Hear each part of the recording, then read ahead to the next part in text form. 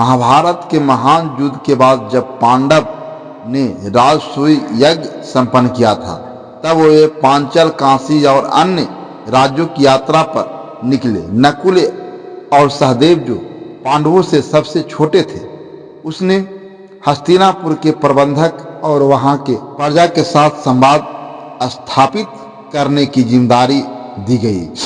सूरज अपने चरम पर था जब नकुल और सहदेव अपनी यात्रा पर निकले।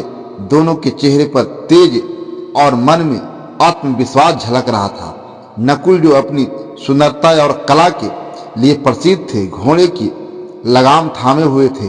वहीं सहदेव, जो अपने बुद्धिमानी और ज्योतिष ज्ञान के लिए विख्यात थे, शांत मुद्रा में आगे की योजना बना रहे थे।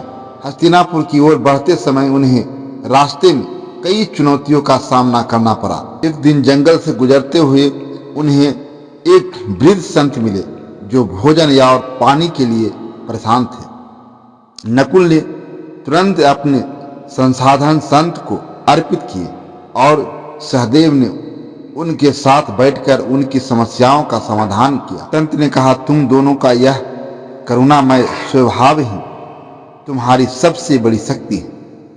हस्तिनापुर में तुम्हें बड़ी चुनौतियों का सामना करना पड़ेगा, लेकिन अपने धैर्य और बुद्धिमानता से सब कुछ संभाल लोगे। जब वे हस्तिनापुर पहुंचे तो नगर का दृश्य अद्भुत था।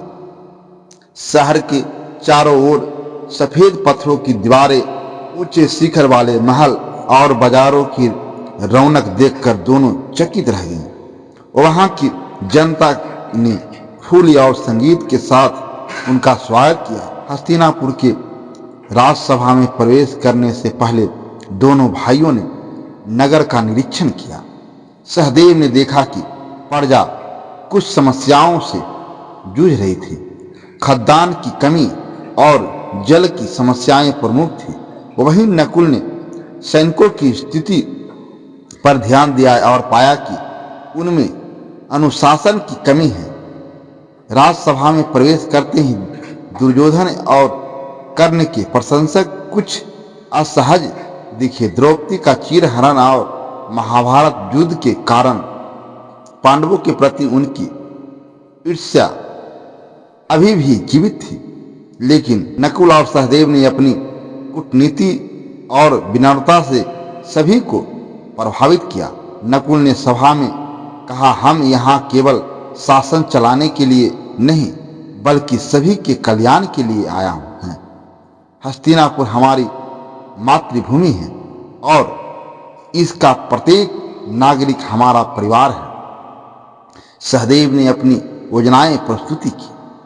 जल स्रोतों का निर्माण, किसानों के लिए नई नीतियां और शिक्षा के लिए गुरुकुलों की स्थापना। उनकी बातों ने न केवल जनता का दिल जीता, बल्कि विरोधी गुट भी प्रभावित हुए। हस्तिनापुर में जल ही उनके नेतृत्व का प्रभाव दिखने लगा। नकुल ने सेना का पुनर्गठन किया और सैनिक में नया जोश भरा। वहीं सहदेव ने प्रजा की समस्याओं को दूर करने के लिए कई योजनाएं लागू की।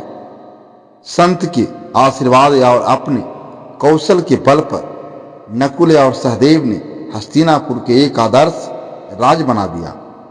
उनकी एकता और समझदारी ने यह साबित कर दिया कि भाईचारा और श्रद्धा से हर समस्या का समाधान किया जा सकता है। दोस्तों, नकुल और सहदेव की इस यात्रा से हमें यह शिक्षा मिलती है कि बुद्धिमत्ता, करुणा और नेतृत्व के गुणों से कठिन परिस्थितियों को सुलझाया जा सकता है।